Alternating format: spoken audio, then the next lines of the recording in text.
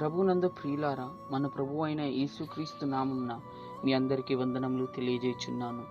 మన తండ్రి అయిన దేవుని, ఆయన కుమారుడైన యేసుక్రీస్తు వారి సేవా పరిచర్యలో దినమనసు కలిగి నమ్మకమైన పరిచారకుడిగా ఉండుటకు దేవుని పిలుపును బట్టి ఆయన సేవలను నడిపించిన నా ప్రియులైన మీ అందరితో పంచుకోవాలని ఆశిస్తున్నాను.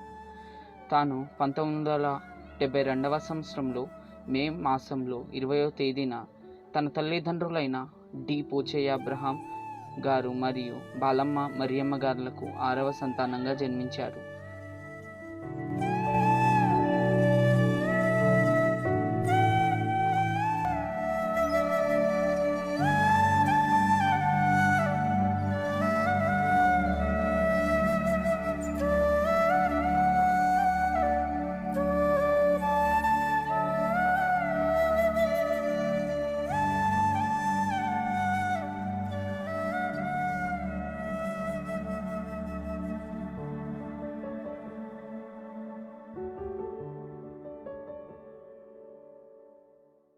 పంతొమ్మిది 1993వ సంవత్సరంలో క్రీస్తు సాక్షుల సహవాసంలో డాక్టర్ ఎంజే విల్సన్ గారిచే యేసుక్రీస్తును తన సొంత రక్షకునిగా అంగీకరించి దేవుని కుమారుడిగా ఉండుటకు అధికారం పొందుకున్నాడు.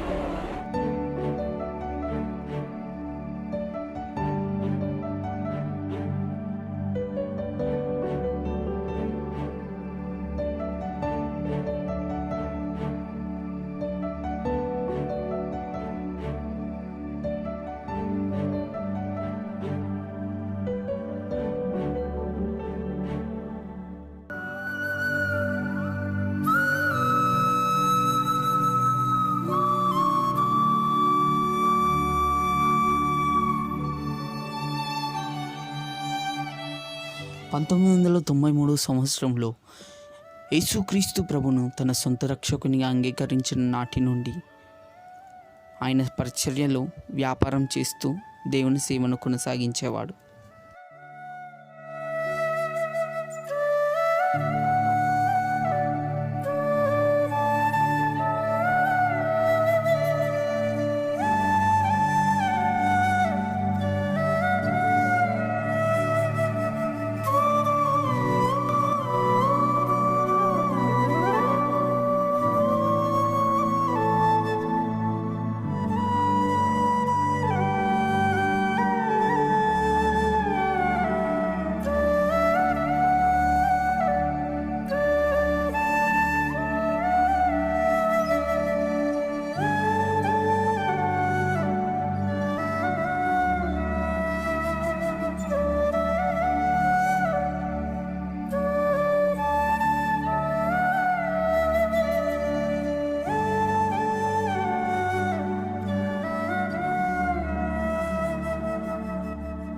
ఈ విధముగా ఉండగా దేవుని సేవలో కొనసాగుచుండగా 2001వ సంవత్సరం సెప్టెంబర్ 7వ తేదీన దైవ చిత్తానుసారంగా దేవుడు తనకు సాటి అయిన సహాయముగా ఉండుటకు దైవ సేవకురాలను పద్మకీర్తనను అనుగ్రహించి తన వివాహం జరుగుటకు దేవుడు కృప చూపారు.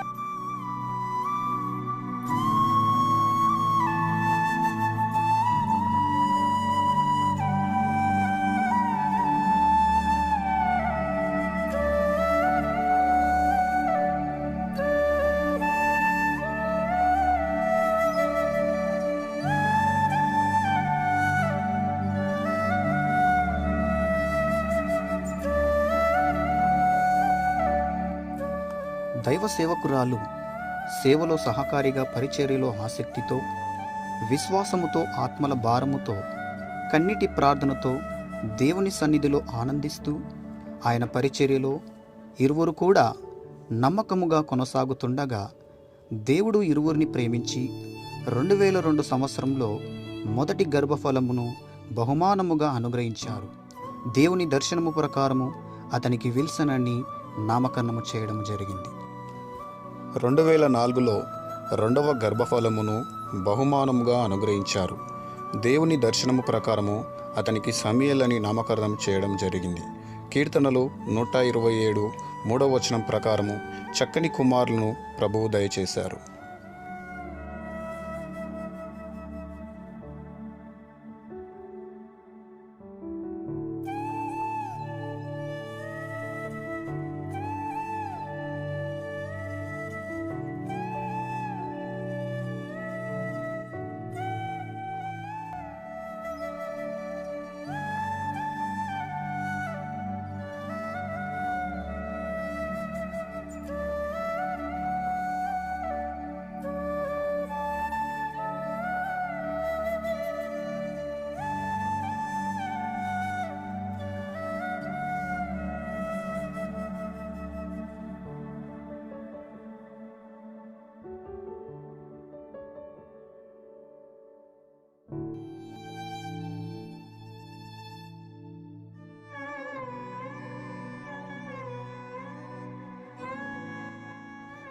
తను 38వ ఏటనే దేవునిచే ఏర్పరచబడి దేవుని ఆత్మ పొందుకొని దేవుని పరిశుద్ధ వాక్యమును బోధించుటకు 50 మంది సభ్యులతో ఫిబ్రవరి 6వ తేదీ 2010వ సంవత్సరంలో ప్రభువు పిలుపుతో 1 కొరింథీ 9వ అధ్యాయము 7వ వచనం ప్రకారము తన సేవకు పిలువగా ఆ పిలుపుకు లోబడి ఇజ్రాయెల్ క్రైస్ట్ మినిస్ట్రీను దేవుని కృపతో ప్రారంభించారు.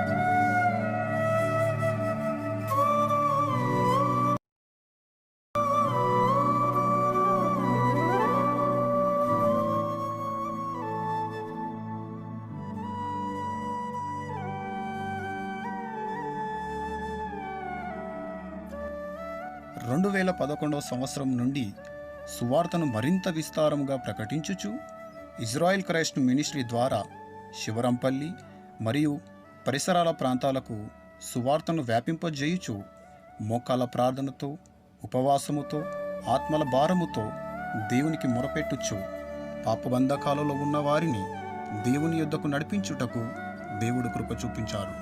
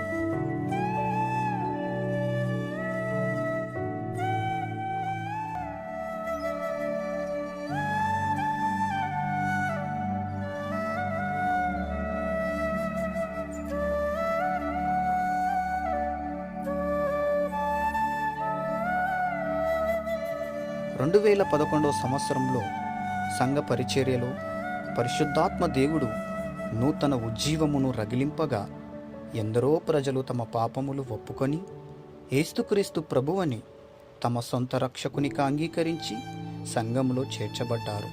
అపోస్తల కార్యములు 2వ అధ్యాయము 41-42 వచనాలు. ప్రతి 2వ నెలలో అనేక మంది ప్రజలు స్వచ్ఛానందంగా వచ్చి తండ్రి, కుమార, పరిశుద్ధాత్మ నామంలో ప్రభువునందు విశ్వాసముంచి బాప్తిసము పొంది సంఘముగా దీవించబడ్డారు. అపోస్తల కార్యములు 2వ అధ్యాయం 38వ వచనం.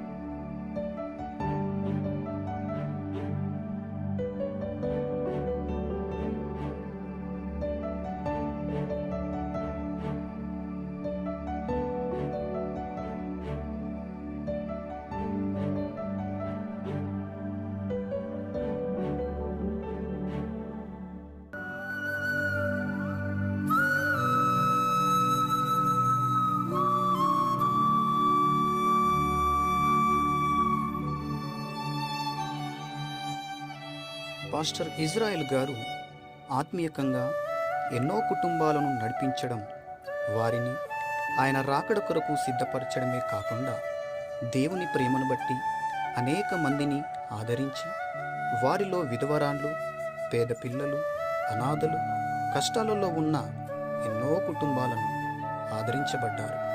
వ్యాధిగ్రస్తులను పరామర్శించుట ద్వారా బాధల్లో ఉన్నవారిని ఓదార్చారు. ఎవరిని ఆకలితో పంపించేవారు కాదు, ఎందరినో నూతన వస్త్రాలతో సత్కరించారు. మత్తయి సువార్త 25వ అధ్యాయం 34వ వచనం.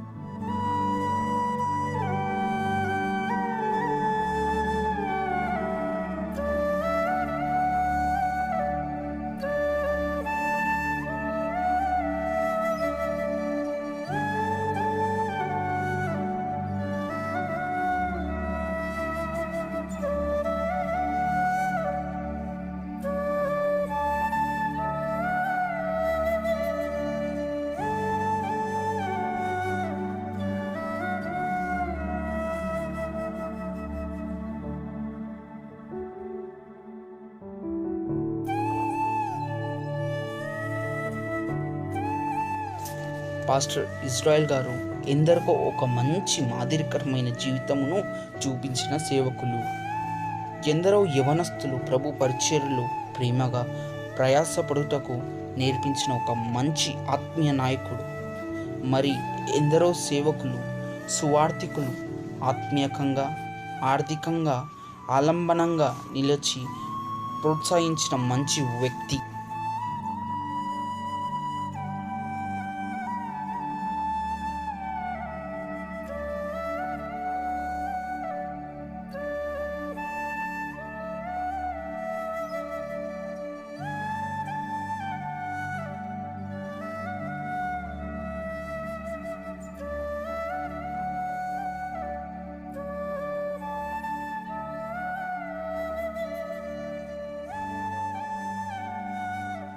ప్రతి కుటుంబంతో కేవలం ఆత్మీయ నాయకుడిగా మాత్రమే కాకుండా వ్యక్తిగత సంబంధం కలిగి ప్రతి ఒక్కరికి వారంలో 7 రోజులు, రోజుల్లో 24 గంటలు అందుబాటులో ఉంటూ వారి సమస్యలలో ప్రతి అవసరములో ఆత్మీయంగా ఆదుకొని అవసరమును బట్టి ఆర్థికంగా కూడా ఎందరినో బలపరిచి కుటుంబాల్లో ఒక వ్యక్తిగా, ఒక కొడుకుగా, ఒక అన్నగా, ఒక తమ్మునిగా, ఒక తండ్రిగా సంఘంలో ఉన్న అన్ని కుటుంబాలతోనూ అనుబంధం కలిగి ఉన్నారు.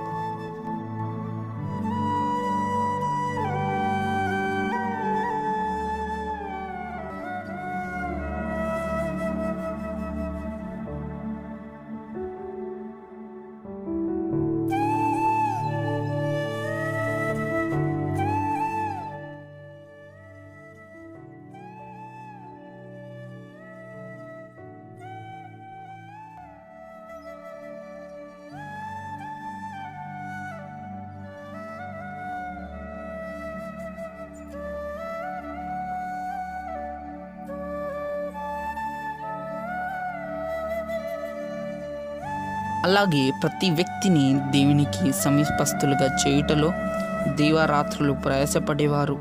ప్రతి వ్యక్తిని సొంత పేర్లతో గుర్తుపట్టడమే కాకుండా వారి బంధువులను ఎంతో ఆప్యాయంగా పలకరించడం, వారి మంచి చెడ్డలు అడిగి తెలుసుకోవడం, వారి రక్షణ కొరకు భారం కలిగి ప్రార్థన చేయడం మన దైవ సేవకుని యొక్క ఉన్నతమైన వ్యక్తిత్వానికి ఒక చక్కటి నిదర్శనం.